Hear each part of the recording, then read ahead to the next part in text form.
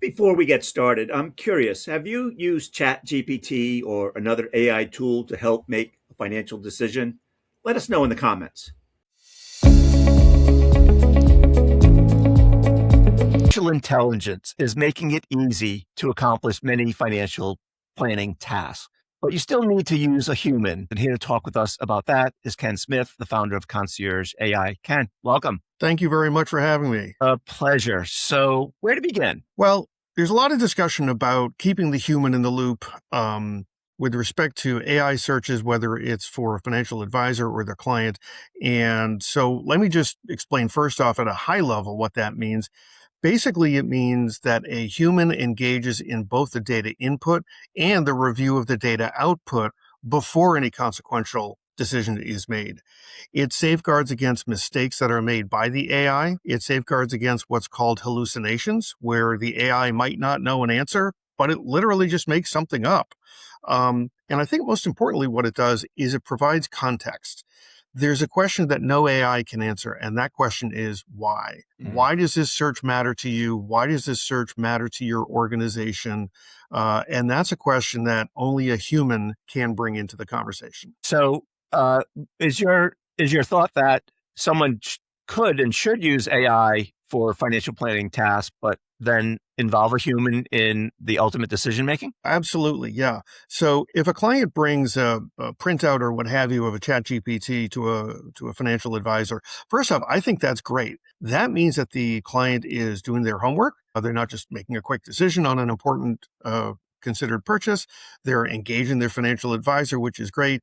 But think about Chat or Perplexity or any one of those platforms a little bit like you used to do a Google search. They are searching everything and anything under the sun. What we've built is a tool that really gets smart in specific categories. So every time you do a car search, if we do 2 car searches, we're 2 times smarter. If we do 2,000 car searches, we are 2,000 times smarter. Each user, without sharing any user information, obviously, but each user, when they do a search, is adding to our general knowledge and perspective in terms of a car search, a boat search, a real estate search, whatever that may be. So we're very focused on those particular categories. We're getting smarter and smarter with every single search. Yeah. Now, we're going to play a clip that sort of details what you've built, but maybe as a prelude, give us a brief description of what it is you've built. Sure.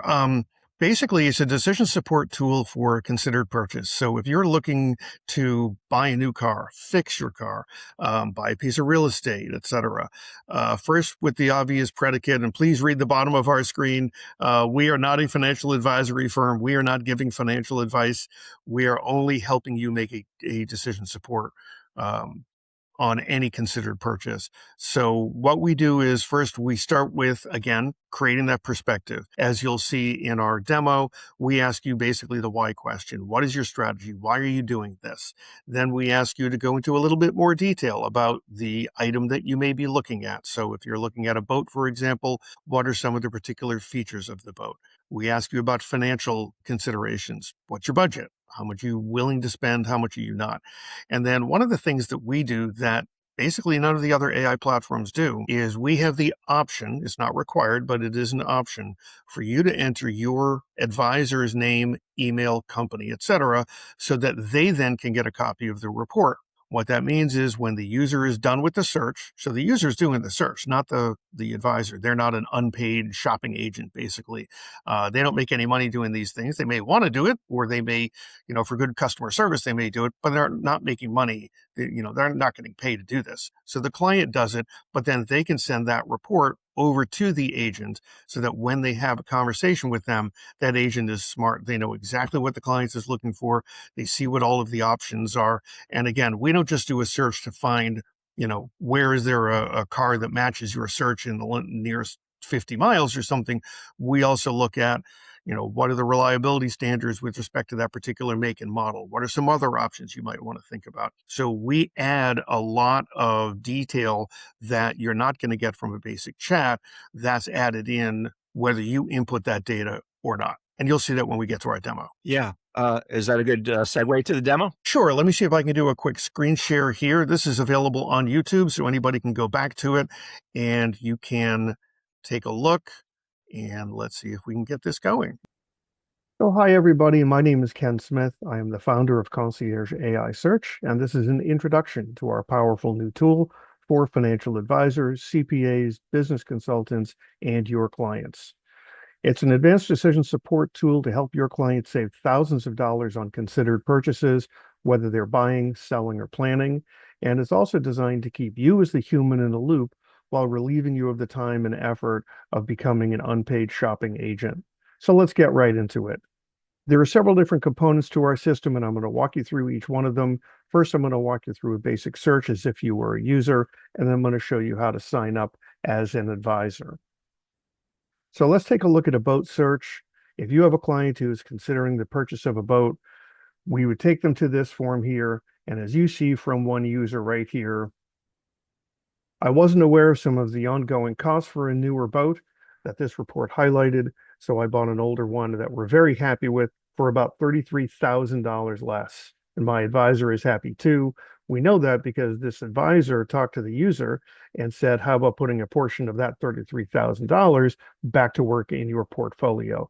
So they're growing AUM by helping their clients save money. Pretty simple form here. You go through the name, email, where your location is, and all this is filled out by the end user, not by the advisor. As I mentioned, we keep you as the advisor in the loop. This is not required. We can't do that by law, but we do have it right there so the user can fill in your name, your company, your email, and that way when the report is generated, you'll get a copy of it. So before you have a phone call with your client, they can actually tell you about what's going on. You're smart right before the call, and you don't have to do additional time on search. So this is a multi-platform AI tool. We don't work with just one platform. We use multiple different ones simultaneously and blending together. What that does is it helps us remove hallucinations. It helps us remove errors and omissions so that you get the best possible report and your client gets something that they can actually make a decision on. First thing we do is, in order to train the AI to get better results, we ask the user, what is your goal for this search? What's your high-level purpose?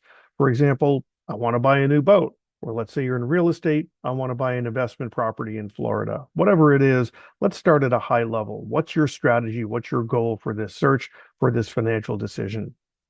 Secondly, what's your actual information in terms of the product or service that you have now?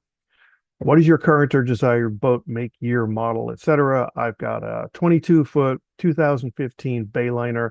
The more information the clients can put in, the better information we can kick back to them. What are the key features? Oftentimes users will do a search on either Google or ChatGPT and they'll say, I'm looking for a new 35-foot sailboat. Most listings include the detail of all of the key features on the boats. Does the boat have solar? Does it have a wind turbine? Does it have a bimini? Does it have extra lines? Does it have a head? How many cabins, etc.? So put in as many features as you can. Then what are some of the financial considerations? I can put 25,000 down. Here's my budget. I want to buy in the spring, etc. What are the various different financial considerations that your user is thinking about? They will put this information in, again, to give the best report back. And then what other questions or informations? This is my first boat. I've never bought a boat before. This is my 7th boat. What are some other things I should be thinking about? And then in this case, we ask, what is the boat's home port? Because that is oftentimes not the same as the user's actual address. So to give you an example, once they hit submit, here is a boat report that we ran for a user. And this is the only information that we got right here was, I want to buy a new sailboat for this season, 2020 to 2024, Jeannot 36-foot sailboat with a bimini under $150,000 in the Newport, Rhode Island area. So just based on that search alone, we then add additional search criteria that we've developed based on our deep knowledge and expertise with the boating industry, using boating experts. And we've come up with this summary. And this is the report that if your user enters you as the human in the loop, you'll get a copy of this report emailed to you. So first, we start with an executive summary. You can just skim this real quickly and see what is it that we are recommending in terms of this particular search. So then we're going to look at Overall market conditions. These are things that a user might not otherwise ask for in a traditional search, but we know that is very important in terms of your negotiation when you're ready to make this considered purchase. So we'll give you detailed information about the overall market. What is the best fit? What is the best model? Here are some matches that are available online right now. We don't just give you a list of available boats the way that a Google search or a ChatGPT would do, but we do include that in the research so that you can see not only the boats that match your specific search, but ones that match close to your specific search so you know that you have options. Here are some listing notes: overall best fit, best true size fit, best local search. If you don't want to go more than 25 miles, but you put in 100 miles, we can often offer that recommendation as well. Best value after alternatives, local value alternatives, etc. And now here's a buying recommendation. This would be your best first call, your best true size fit, etc. And this is where we're giving the user options that they would then discuss with you. And you now can see, once you get a copy of this report, okay, there are other options out there. And rather than telling the client, hey, there's other options, here they are. We're bringing them right here to you. Financing options. Again, some users may consider this, some may not. In terms of a Jeannot in this particular case, ranges from 125 to 150, should consider putting 20 to 25% down. But there's other things that you might want to consider that, again, a lot of users might not think about, but it's really good to think through and important before you make this decision. How much should be your down payment? What about a marine survey? What about documentation, etc.? These are some of the costs in terms of buying the boat, cash reserves, ongoing repairs, etc., that they need to have in order to make a considered purchase. Best time of year to buy. In the case of boats, for some folks who don't know, there are definitely better times to buy a boat than there are not. In terms of negotiation strategy, this is what we are recommending based on this particular search, offering between 6 to 10% below asking, as you see on the right. Each search is going to be different depending on what the user is asking for. But as you see, this is a very powerful report. It can give you a lot of information based on a very simple search criteria. And then we're also going to give you some articles to get you smarter on what is going on in terms of yacht brokerage in the Newport area for the last 12 months or whatever it may be. And then here's our final recommendation. So then after your user has clicked submit, they're going to go to a confirmation page where they're going to add in their discount code here on the right-hand side. So once they add your discount code, and I'll show you in just a moment how to get there, the order summary will go to 0. They do not need a credit card, but they will need to put in their email address. And then as you see, research token users, you do not need a credit card, but you do need to fill out this form, and then they will receive the report. Now, because we keep humans in the loop, we're not kicking a report back in a matter of 30 seconds. So you might want to remind your users that it could take an hour or two before we send back the report, but it's going to be well worth the time and effort. So going back to our primary site, if you are an advisor and you would like to sign up, here is where you sign up. You can try it free. We do have a statement on FINRA compliance. Suggest that everybody read it, and also suggest that you do talk to your own compliance department. You can view a sample report. That's what we just showed you. We've got a boat sample. We've got a real estate sample. You can see either one of those. We offer 10 search tokens for $300, 25 search tokens for $25. And once you send in your request for tokens, we will send you back an invoice, and that's how you buy those. If anybody is a FPA member, we're offering discounts on the marketplace at the FPA. We're also available, as you're going to see momentarily, through FinStream TV. So you fill out this form, give us your email, purchase order. I'm looking for a block of free tokens. I want 10, 1, whatever it may be. You're going to need to put in your certifications, and your LinkedIn profile is going to be required. We only work with certified financial planners, CPAs, AIFs, wealth managers, etc. And then give us a reference in terms of how you heard about us. So that's it. Give it a try. My name is Ken Smith. If you've got any questions, you can find me at ksmith@concierge-search.ai. Thank you very much. So that's that it. was That's great. So a couple questions. One is, you gave us a walkthrough on boats. There was real estate. You mentioned, I think, investment property. Does it also include residential property, Ken, or is it only It investment can. property? No, any kind of real estate search. Again, this is decision support. So whether you are buying an investment property or a primary home, or you're moving to Florida or you're moving to California, or whatever it may be, this is decision support for any type of real estate. Again, the why question, which is basically what you just asked, that's the question that you want to have with your financial advisor. Why are you doing this real estate search? Why are you looking at a new car? Why are you going on this trip? Right. For example. Yeah. So it mentioned travel in the headings as well. So Yeah. I'm planning a trip to Croatia, and it'll come back and say, this is what the travel agents I should use, and these are the places I should stay, and the hotels I should stay at, et cetera. Exactly. And again, Yeah. even more than that. So we just did a search for someone who's going up to Montreal, and it so happens we've run a bunch of searches on Montreal.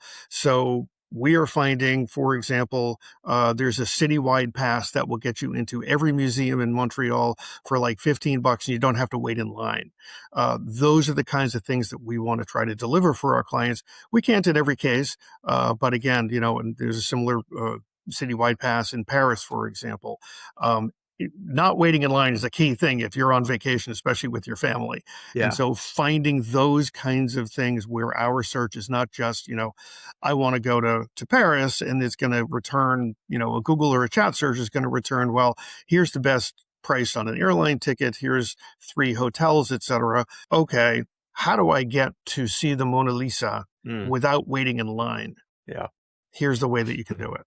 Yeah. Yeah. So in the video, you mentioned that advisors should read the FINRA notice that you mentioned. Are there FINRA implications for advisors who are using the tool? Yeah. So actually, we're independent. So there's certain benefits to that. First off, we don't collect financial data from a user. They may put in, my budget for a car or my budget for a boat, but we're not collecting any of their financial information. So there's no privacy issues there. Secondly, we're not owned by any firm, so there's no direct financial relationship between us and any other firm. We basically work for the client, and the client is the one who keeps the financial advisor as the human in the loop.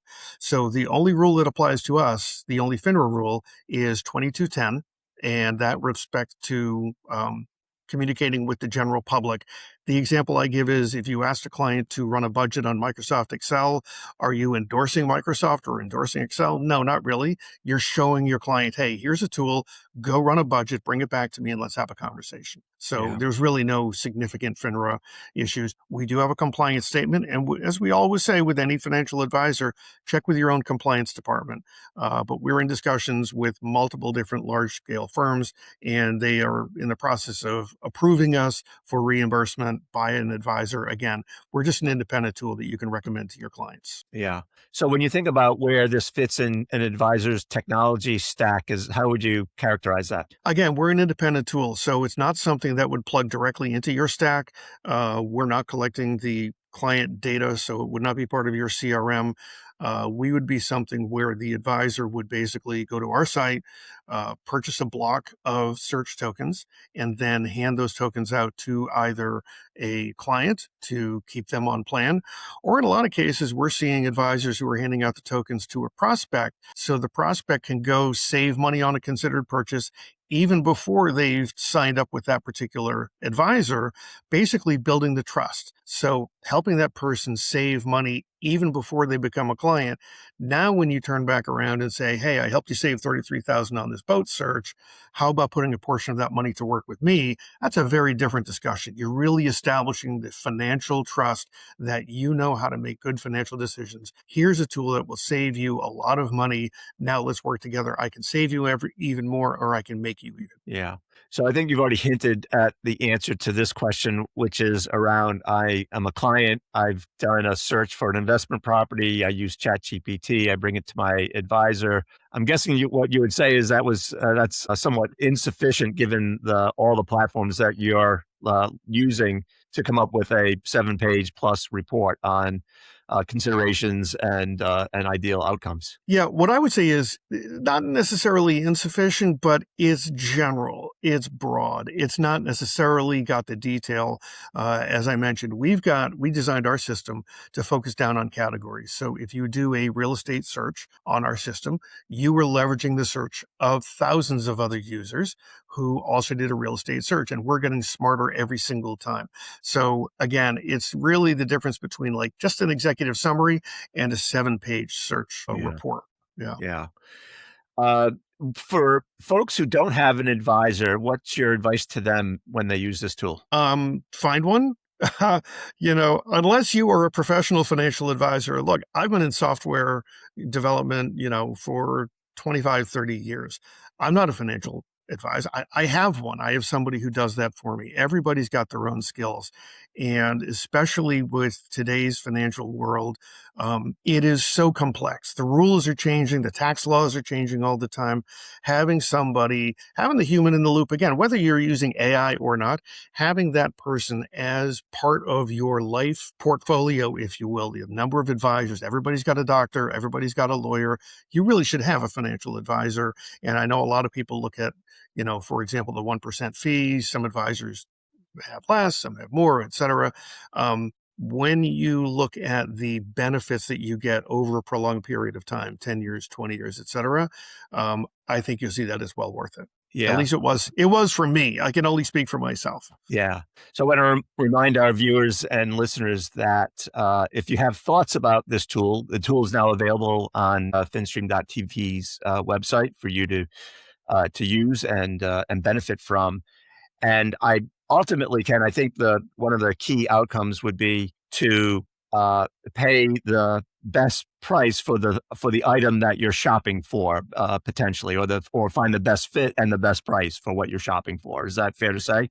That's correct. And it's not just whether or not you're shopping. So just one quick example, we had somebody come on and use the tool. They were going through the decision of, do I fix my old car or do I buy a new used car? What are the financial implications of both?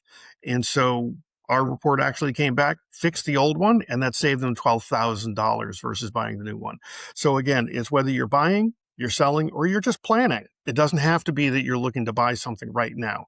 If you're just planning, you're thinking about investment property sometime down the line, you're thinking about fixing your car, you're thinking about, do I put a new roof on my house? Is that going to add value to my property? Whatever it may be, if it is a considered decision, then you might want to get a detailed report before you go and make that decision. And again, keep your advisor in the loop. Make sure you share the report with them so that they can be smart on it and they can help keep you on plan. Yeah.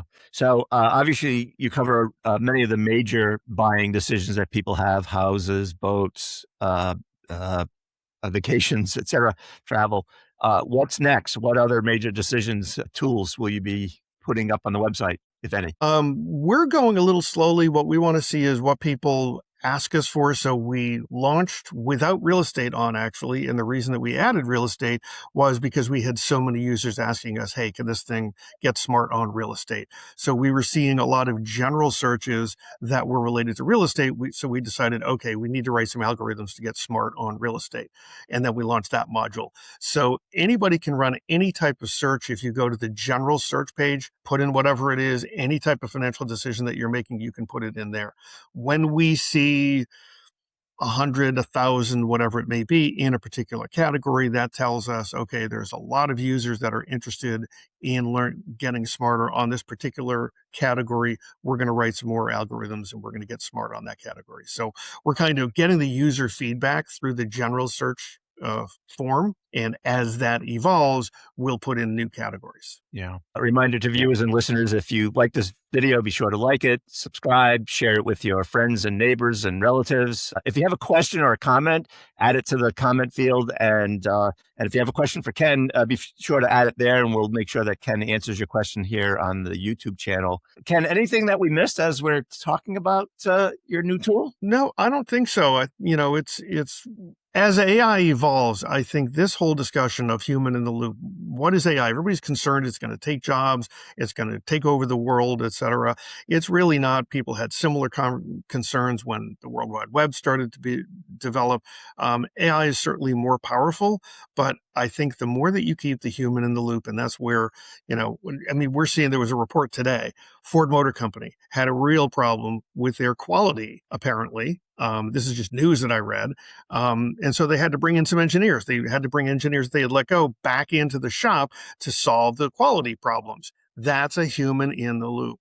The AI can do a lot of great things. It can make you much smarter, much faster, but it doesn't replace the human. It just doesn't. Yeah, I agree 100% with you. I think AI can do a lot, but it still requires human intelligence to oversee it and to apply judgment and to apply knowledge and wisdom, et cetera. So Yeah, human in the loop is a good way to think about how we use AI. So right. much appreciated, Ken. Look forward to playing with the tool. Hopefully our users and visitors and listeners will also have a chance to benefit from the tool that you built. Thank you very much for joining us Thank today. you. Thank you, Bob. Appreciate you.